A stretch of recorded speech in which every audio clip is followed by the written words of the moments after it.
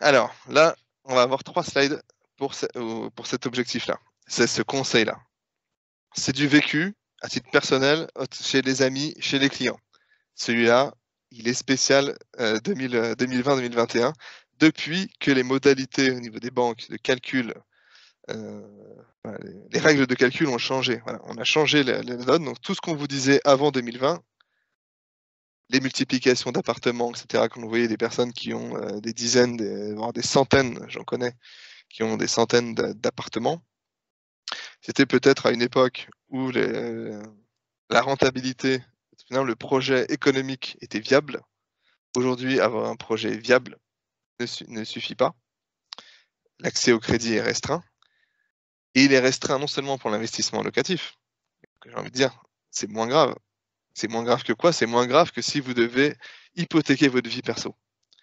Voilà. Votre résidence principale, votre résidence perso, c'est votre vie de tous les jours. Donc avoir des appartements, avoir des maisons en investissement locatif, c'est très bien.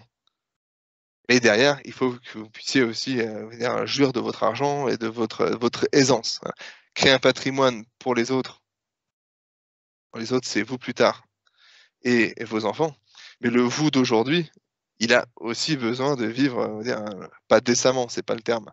Mais je veux dire par là, vous allez se faire plaisir à un moment donné. Voilà. On va voir tout de suite plusieurs cas. Alors, et là, on va regarder les calculs bancaires. J'ai pris un exemple d'un couple, voilà, monsieur et madame.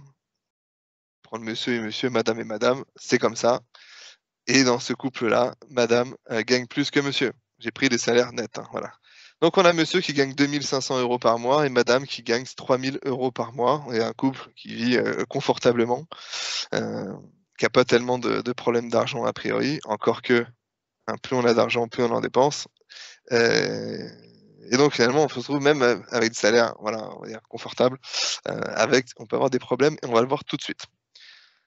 Ce qui se passe, c'est que quand on a un salaire, on va le voir ici, voilà, donc ce couple-là gagne 5 500 € par mois.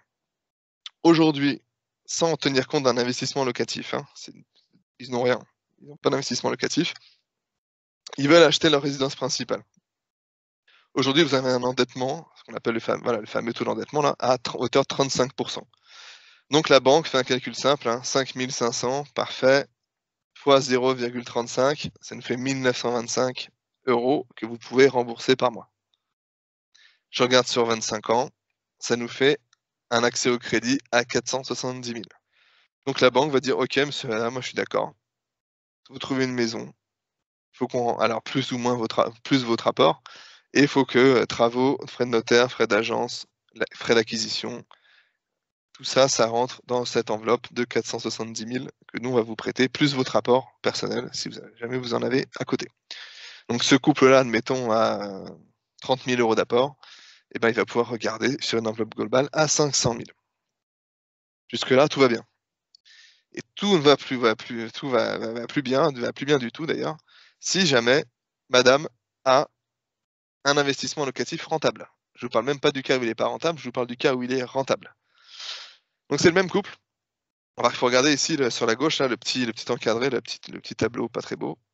Donc madame a investi il y a quelques années dans un bel appartement qui lui rapporte 1 000 € de loyer par mois. Elle a souscrit un emprunt, le bien est rentable, hein, puisque elle a souscrit un emprunt, 900 € par mois. Le locataire, nickel, ça fait 3 ans, 4 ans qu'il est toujours le même. Il paye, voilà, aucun problème.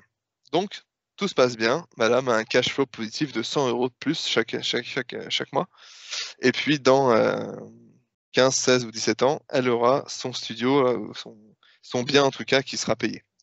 Parfait. Pour la banque, c'est encore mieux. Il y a plus de revenus pour moi. Il y a un bien, supplémentaire, foncier sur lequel on va pouvoir peut-être adosser une garantie. Et ils ont des revenus confortables puisqu'ils ont, voilà, on va dire les 5 500 de tout à l'heure, plus les 100 € de cash flow, admettons. Ça, c'est la logique, notre logique, c'est la logique économique. C'est la logique de tout le monde, sauf la logique des banques. Voilà. Et c'est là où on est embêté. Pourquoi? Parce que ici, on a la banque réfléchit pas comme ça. Ça s'appelle raisonner par le différentiel. C'est-à-dire qu'on a les salaires plus le cash flow positif, par différence. C'est pour ça que ça s'appelle la méthode de différentiel. Donc, dans mon cas ici, on a le salaire de monsieur 2500 brut. Enfin, brut, c'est son net, mais c'est le brut dans le calcul. Retenu 2500 € pour la banque. Salaire de madame 3000, retenu 3000, on l'a vu tout à l'heure, ça ne change pas. Le loyer de madame qu'elle récupère 1000 € par mois, ça on l'a vu aussi. Par contre, la banque va retenir 70% de la somme, donc 700 €. Voilà, me demandez pas pourquoi. C'est comme ça, c'est pour parer aux éventualités d'un loyer impayé, de plusieurs loyers impayés, de travaux qui n'étaient pas prévus, ce genre de choses. Voilà. Donc la banque dit OK, vous encaissez 1000, bah pour moi 1000 égale 700. Donc on a un total de 6200 € de revenus, donc plus que tout à l'heure. Hein. Voilà. Tout à l'heure on était à 5500, maintenant on a des revenus à hauteur de 6200. Petite seconde, je vais faire rentrer des personnes. Toc. Voilà. Taux d'endettement, comme tout à l'heure, 35%. Donc tout à l'heure, on avait, je reviens en arrière hein, rapidement, on avait 1925 € d'enveloppe par mois. Là, on a plus, parce qu'on a plus de revenus, on a 700 € de plus, selon la banque. Donc 2170 € d'enveloppe. Parfait. Le problème, c'est que cette enveloppe, pardon, elle est déjà entamée. Elle est entamée par l'emprunt de madame, elle est de 900 € hein, de tout à l'heure. Et puis j'ai mis voilà, un petit LOA, là, un petit véhicule, un monsieur qui avait un petit véhicule raisonnable, hein, à 270 € par mois. Vous n'avez pas un gros 4x4, hein, voilà, un véhicule, tout ce qu'il y a de plus correct, sans flamber. Et du coup, alors j'ai mis LOA, mais ça marche sur un emprunt ou un crédit conso ou tout ce que vous voulez, hein, tout ce qui est dépenses récurrentes. Donc on a déjà 1170 € de crédit. Sur l'enveloppe à 2170, il vous reste 1000. Donc vous avez une meilleure situation. Vous avez investi. C'est rentable. Et la banque vous dit, bah oui, mais pour votre résidence principale, je suis désolé, je vais pouvoir vous fournir mes 250 000. Bon, bah croyez-moi, entre la belle maison à 470 et le T3 à 250, les rêves pour monsieur et madame, avec, avec ce LMNP qui est pourtant très rentable, bah, s'écroule un petit peu, voilà. Et là, c'est la douche froide. Et là, c'est la douche froide. Alors, qu'est-ce qu'on fait? Ben, on vend. Voilà, on vend un bien qui était rentable. Voilà, pas le choix. Ou alors on revoit ses ambitions à la baisse, on met plus d'apports, enfin je sais pas, on va voir papa et maman, mais en même temps, à un moment donné, on va arrêter d'aller voir papa et maman, c'est pas à eux de payer. En tout cas, c'était important que je vous sensibilise sur cet aspect-là. Le locatif, c'est bien.